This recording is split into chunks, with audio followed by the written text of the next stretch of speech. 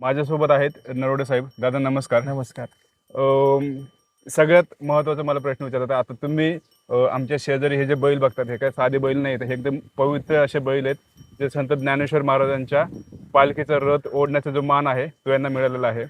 मला तुम्हाला पहिला प्रश्न विचारायचा आहे, आता हे बैल सांभाळणं किंवा ते बैल तुमच्याजवळ असणं, हे याला तुम्ही असं म्हणजे भाग्य समजता का जबाबदारी समजता? हे भाग्य पण आहे आणि जबाबदारी पण आहे. आत्ताच्या परिस्थितीमध्ये खिल्लार एवढ्या मोठ्या मापाची बैल एक तर भेटत नाही शोधून सुद्धा, बरोबर. आणि भेटली तर ती खूप शोधून आणावं लागते. हां. आणि अशी मोठी जोडी असणे हे भाग्याचे. बरं, मला आहे ना अगोदर तुमच्याबद्दल थोडीशी माहिती द्या, म्हणजे तुमच्याबद्दल, तुमच्या परिवाराबद्दल. तुमचं नाव काय आहे किंवा काय? माझं नाव पांडुरंग दत्तात्रय रानवडे, आणि आमचं जे कुटुंब आहे रानवडे परिवार, हां. यांना माऊलीची जे रथ वाढण्याचे बैलजोडीला जो मान आहे हं. तो आमच्या आजोबांच्या काळापासनं ही परंपरा चालू आहे. अच्छा. आणि ते आता आम्ही त्यांचे नातवंड म्हणजे तिसरी पिढी आम्ही ते पुढे घेऊन जात आहोत. तिसरी पिढी आहे. म्हणजे साधारण किती वर्ष झाली किंवा किती वेळा आपल्याला हा मान भेटला आपल्या फॅमिलीला? मान रोटेशन पद्धतीनुसार भरपूर वेळा आतापर्यंत भेटलेला आहे. म्हणजे गावातली जे स्थानिक कुटुंब आहेत, हां. 6 परिवार आहेत, त्याच्यामध्ये आमचा रानवडे परिवार, कुराडे परिवार, गुंडरे परिवार, वहिले परिवार आणि वरखडे परिवार, अच्छा. या 6 कुटुंबांना मान आहे. तर हा रोटेशन पद्धतीने येत असतो. अच्छा. किती वेळाने रोटेशन होतं त्याचं? एक 5 वर्षांनी रोटेशन होत असते. मग आता आपण साधारण आता तुमच्या म्हणजे नरवडे परिवाराला किती वेळा हा मान भेटला? आता मागच्या 25 म्हणजे कोरोनामुळे 2 वर्ष लेट झाला. माग बरोबर, हां. 2019ला गेली होती बैल. आता हां. 2026ला कोरोनामुळे 2 वर्ष लेट झाले. बरं, आता हे आता एवढं म्हणजे विज्ञान प्रगत झालं किंवा एवढे मोठे मोठे गाड्या आल्या, सगळ्या वस्तू आल्या, तरी पण अजून बैलगाडीनेच म्हणजे माऊलींच्या पालखीचा रथ ओढण्याची परंपरा आहे. हे असं कशामुळे बरं? हा जो सोहळा आहे तो आनंदाचा सोहळा आहे. हां. मग काही गोष्टी पारंपरिक पद्धतीने जे चालू आलेले आहेत ते तशाच पुढं चालू ठेवलेले आहेत. म्हणजे आधुनिक जरी सगळं असले तरी ज्या परंपरा आहेत, जिथे जे शोभा आहे त्या गोष्टी या तशाच जतन करतात. अच्छा. मग आता साधारण किती दिवसांचा प्रवास असतो हा? आता समजा पालखी सोहळा सुरू झाला, प्रस्थान झाल्यापासून आषाढी पूर्ण एकादशीपर्यंत 1 महिन्याचा प्रवास असतो. 1 महिन्याचा प्रवास हा, असतो. 1 महिन्याचा असतो. आता 8 जुलैला प्रस्थान होईल, हां. तर 8 ऑगस्टला परत पालखी आळंदीमध्ये येईल. पूर्ण 1 महिन्याचा प्रवास असतो.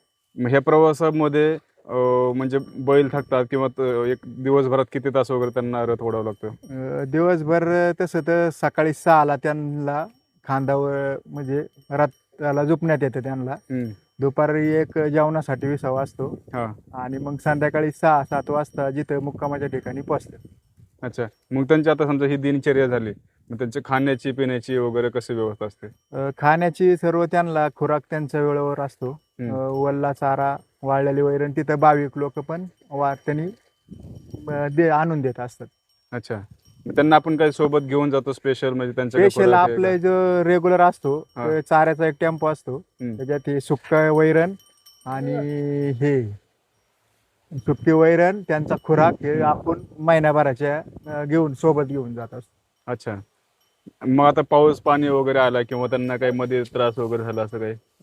आपले पशुवैद्यकीय अधिकारी पूर्ण आळंदीपासनं तर रिटर्न आळंदीपर्यंत म्हणजे जे आहे ते महाराष्ट्र शासनाची सेवा ही कंटिन्यू असते. आपली बैल तिथं मुक्कामाच्या ठिकाणी पोहोचायच्या आधी त्यांचे डॉक्टर लोकांची टीम तिथं उपलब्ध असते. अच्छा. बैलाला काय होऊ वगैरे नाही होऊ, दररोज त्यांचं चेकअप रेग्युलर डेली ते चेकअप करतात डेली म्हणजे चेकअप करतात. पालखी झोपण्याच्या अगोदर? हा, झोपण्या अगोदर दुपारी जेवणाच्या ठिकाणी थांबली तरी तिथे ते उपलब्ध असतात. स्वतः चेक करतात. त्यांचं एक रजिस्टर असतं पूर्ण महिन्यात. अच्छा. हा. ते दररोज तिथे नोंद करून जातात. आणि आता समजा तुम्ही म्हणले की 5 वेगवेगळ्या फॅमिलीला रोटेशनल हे असतं म्हणजे मान असतो. मग आता हे जे मान असतं, मग याचं काय म्हणजे संस्थानाकडून पैसे घेतले जातात का तुम्ही त्यांना देता किंवा म्हणजे फ्री असतं? नेमकं कसं असतं? ही सेवा फक्त आपलं एक आपला नारळ मानाचा भेटतो आपल्याला. बरोबर. त्याच्या व्यतिरिक्त काय नाही. पूर्ण हा खर्च शेतकरी बैलजोडी मालकाचा असतो. अच्छा. म्हणजे फक्त एक मान म्हणून तो या घराण्याकडे दिला जातो, घराण्याकडे. संस्थानाकडून कोणतं म्हणजे आर्थिक सहाय्य वगैरे असं काही? जाताना पूर्ण सुविधा संस्थान आपल्याला पुरवते. म्हणजे तिथं राहण्यासाठी तंबू वगैरे, म्हणजे तिथं माऊलीचा जे आहे सोहळ्यात ते बैल समाविष्ट असतात. अच्छा. मग आता पण तरी पण तुम्हाला आता समजा जसं आता 8 जुलैला ज्ञानेश्वर महाराजांच्या पालखीचं प्रस्थान आहे आणि त्याच्या अगोदर किती दिवस वगैरे तयारी करावी लागते? आता ही जवळजवळ तयारी आपली 2-2.5 महिने आधीच चालू असते. अच्छा, हां. त्यांच्याकडून पूर्ण शेतीची कामं आपण करून घेत असतो. हं. जेणेकरून जो रथ आहे हं. रथाचं वजन 3 ते 3.5 टन अंदाजे त्याचं वजन आहे. हो, हो. आणि ते एवढे म्हणजे पूर्ण कसलेली बैल त्या रथासाठी लागतात. बरोबर. जेणेकरून त्यांना दम नाही लागू त्यासाठी डेली त्यांच्याकडून मेहनत करून घेतली जाते. मग त्या मेहनतीमध्ये काय कशा महिन्यामध्ये आपले सर्व शेतीची कामं ऊस फोडणी, बांधणी किंवा आपले कुळव पाळी सर्व आपली जी रेग्युलर कामं आहे त्यांच्याकडून करून घेतो आम्ही. साधारण किती तास आपण त्यांच्याकडून ट्रेनिंग वगैरे? आता उन्हाळा असल्यामुळे आम्ही सकाळचे लवकर झोपायचो. हां. समजा सकाळचे 3-3.5 तास आणि दुपारी 4 पासून 7 पर्यंत. अच्छा. मग आता सध्या म्हणजे पालखी सुरू व्हायच्या अगोदर त्यांच्या म्हणजे खाण्यापिण्यात काही बदल किंवा आता काय देतो आपण त्यांना? ना आता जे त्यांच्या खाण्यापिण्यात बदल नाही करत आपण, जे रेग्युलर आहे ते त्यांना मक्याची वल्ली कणस, बीट, परत आपली सरकी पेंड, गोळी पेंड एवढं त्यांचं रेग्युलर जे आहे खाद्य ते आपण देत असतो. आता हे किती वर्षांचे असते नाही अंदाजे? आता हे 6 वर्षाचं वय असेल बैलाचं. 6 वर्ष वय असेल? 6 वर्ष पूर्ण असेल. मग हे घरच्या गाईचे होते की आपण नाही, आणले? आपण कर्नाटक राज्यातून खरेदी करून आणलं. अच्छा. मग खरेदी करण्याचं मग तुम्हाला म्हणजे कसं कळलं की म्हणजे तिथं चांगला तिथं मार्केट आहे की काय? आम्हाला ते 1-2 आपले मित्र आहे आमचे, संतोष कबुरे अच्छा. हां. आणि निलेश शिर्के म्हणून बैलाचे व्यापारी आहे प्रसिद्ध. त्यांच्याशी आपण संपर्क साधला. त्यांनी इथं आम्हाला 4 दिवस संपूर्ण जेवढी मोठ्या मापाची बैल आहेत ते आम्हाला दाखवली घरोघरी शेतकऱ्यांच्या नेऊन. मग त्या बैलांमधून आम्ही ही 2 बैल शोधून म्हणजे शेतकऱ्यांच्या घरी जाऊन तुम्ही आणलं असं बाजारात वगैरे? बाजारातून नाही, शेतकऱ्यांच्या घरी जवळ 70 ते 80 बैल आम्ही अशी प्रत्येक घरोघरी जाऊन बघितली. म्हणजे फक्त एक बैल शोधण्यासाठी 70 ते 80 वेगवेगळ्या शेतकऱ्यांकडे त्यांनी फेरे मारलेले आहेत, त्यांच्याकडे चक्र मारलेले आहेत आणि हे बऱ्यापैकी सेम दिसतात. म्हणजे हे एका आईचे आहेत की वेगवेगळे आहेत? हे वेगवेगळ्या शेतकऱ्याचे, यांचं 150 किलोमीटर अंतर आहे म्हणजे.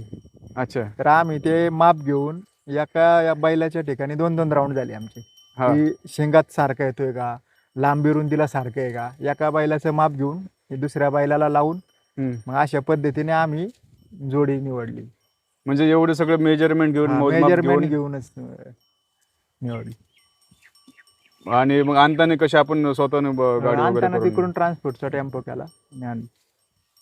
किती वर्ष झाले बोलू तुम्ही याला? हे आता आपण गणपतीत आणलेली. अच्छा. गणपती. मग तेव्हापासून ट्रेनिंग वगैरे? आमच्या घरी ट्रेनिंग चालू आहे त्यांना. अच्छा. आणि किती वर्ष आपण ठेवतो त्यांना? हे आपल्या 12 महिने बैल असतात आपल्या दावणीला. कायम असतात? कायम असतात. आपली शेतीची कामं आपली कायम चालू असतात. त्यामुळे आम्हाला बैलही 12 महिने आमच्या दावणीला असतात.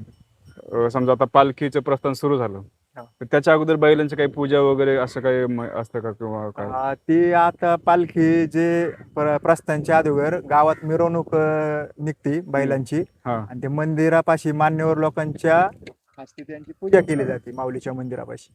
अच्छा. ढोल ताशा वाजंत्रीच्या ह्याच्यात मिरवणूक काढली जाते गावात. पूर्ण म्हणजे गावात नगर प्रदक्षिणा मारून शेवटी मंदिरापाशी सन्माननीय मान्यवर जे आहेत विश्वस्त प्रमुख त्यांच्या हस्ते बैलाची पूजा विधिवत केली जाते. बरं, आता तुम्ही जसं मगाशी उल्लेख केला ना की म्हणजे फक्त आळंदी परिसरात 5च कुटुंब आहेत की त्यांना रोटेशनल पद्धतीने होतं. मग हेच 5 का निवडले बरं संस्थानाने? संस्थान म्हणजे प्रॉपर स्थानिक आहे. ज्यावेळेस जे संस्थानला बैलांची गरज होती रथासाठी तर ह्या 5 कुटुंबांनी पुढाकार घेऊन ही चालू ठेवली सेवा. बरोबर. त्यामुळे या 5 कुटुंबांनाच मान आहे. म्हणजे दरवर्षी आता आपला नंबर आता पुढच्या वर्ष 5 वर्षांनी येणार. 5 वर्षांनी.